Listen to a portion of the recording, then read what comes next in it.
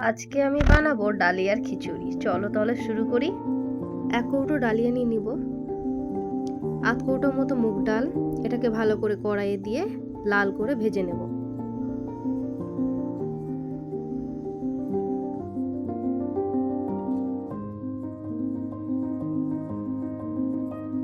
মুগ ডালটা লাল হয়ে গেছে, এবারে ওটাকে নামিয়ে নিব ডালিয়ার মধ্যেই। 1/2 কৌটো মতো মসুরির ডাল নিয়ে নেব, ভালো করে ধুয়ে আধ ঘন্টার মতন ওটাকে ঢাকা দিয়ে রেখে দেব।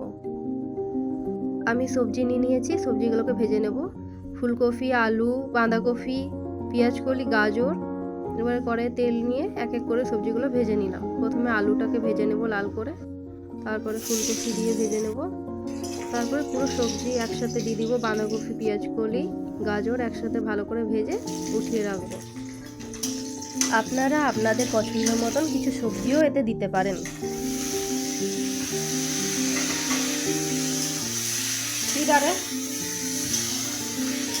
এবারে প্রেসার কুকারে অল্প তেল দিয়ে ওতে ফোড়ন দিয়ে দেবো গোটা জিরে, শুকনো লঙ্কা এবং লবঙ্গ, দারচিনি, এলাচ দিয়ে দিবেন, তেজপাতা দিয়ে দিবেন, এতে ফ্লেভারটা ভালো হয়।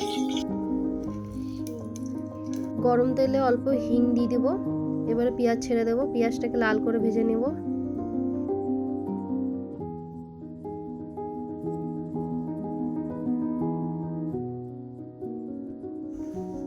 এবারে একটু রসুন কুচি দিয়ে দিব, এটাকে একটু লাল করে ভাজবো।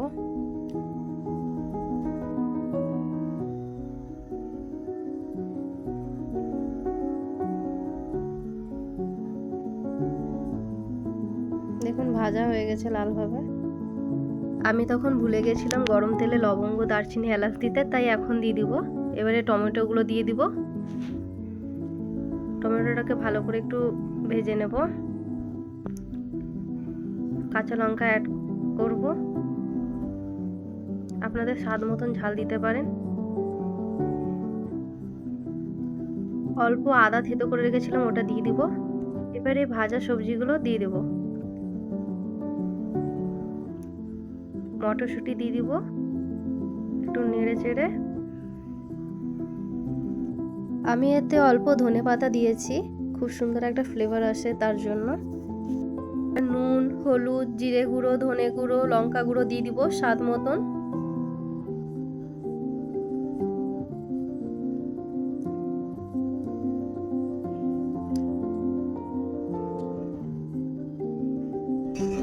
দেখুন ভালোভাবে হয়ে গেছে কষানো। এবারে দেখুন সবজি থেকে তেল ছেড়ে গেছে। এবারে ভিজিয়ে রাখা ডালিয়া আর ডালগুলো সব দিয়ে যতটা পরিমাণ আমাদের ডালিয়া ছিল অতটা পরিমাণই আমি জল দিচ্ছি। এবার প্রেসার কুকারে ঢাকনা লাগিয়ে 3টে সিটি মেরে নামিয়ে নেব।